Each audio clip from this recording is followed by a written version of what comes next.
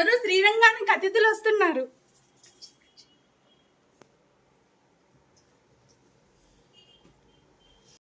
పెళ్లి సంబంధం మాట్లాడడానికి వచ్చాం.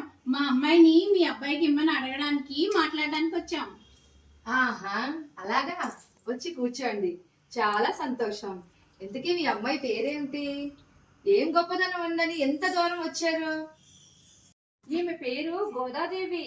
మేము విష్ణుగోత్రీకులం. ఈమె తండ్రి విష్ణుచిత్తుల వారు. ఈమె తల్లి పేరు వసుంధరాదేవి. వీరు ఎనలేని కీర్తి కలవారు. మా అబ్బాయి చాలా మంచి కీర్తి ప్రతిష్ట కలవారే. ఆహా, కనిపిస్తుంది మీ అబ్బాయి అందం కారు నలుపు. ఎంత మాట! నల్లధనం అనే కదా ఇంత దూరం వచ్చారు. నల్లధనంలోనే చల్లదనం ఉంది. మీ అబ్బాయిని మీరు కాక సమర్థించుకోక ఇంకేం చేస్తారు? మైపోతుల అందం కూడా ఒక అందమేనా? ఆ ఈ అందమే మీ అబ్బాయి అందాన్ని పెంచేది, అది తెలుసా? అయినా కాకి ముక్కు పండు. ఎంత పొగరు, ఎంత పొగరు! మీరే ఇలా ఉంటే మీ అమ్మాయి ఇంకెలా ఉంటుందో. ఇలాంటి అమ్మాయితో మా అబ్బాయి వేగలేరమ్మా.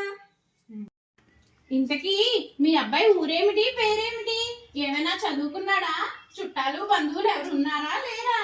ఎన్నో వేషాలు వేశాడంట కదా. మా అబ్బాయి గురించి ఇన్ని రకాలుగా చెప్తున్నారే. మీరు మీ అమ్మాయి గుణవంతురాలనా? అయినా భగవంతునికి అర్పించవలసిన తులసి మాలను ఆముక్త మాల్యగా ముందుకు వేసుకుని తిరుగుతుందట. అయినా మా అబ్బాయి ఏ వేషాలు వేసినా ఈ జగత్తు కోసమే, జగత్తుని రక్షించడానికే. అలా ధరించిన మాలతో ఉన్న మా అమ్మాయి సౌందర్యాన్ని చూసి మెచ్చి మీ అబ్బాయి మా అమ్మాయిని చేసుకుంటానని ముందుకు వచ్చాడు. ఈ సంగతి మీకు తెలియదా? అందుకే మీ అమ్మాయిని నచ్చి మేము కూడా ముందుకొచ్చాం. ఆగండి ఆగండి, మీరెందుకు పోట్లాడుకుంటున్నారు? అమ్మాయి అబ్బాయిని వరించింది, అబ్బాయి కూడా అమ్మాయిని వరించాడు. ఇద్దరు ఒకరినొకరు ఇష్టపడుతున్నారు. మధ్యలో మీ గోలేంటి? కళ్యాణానికి ఏర్పాటు చేయండి.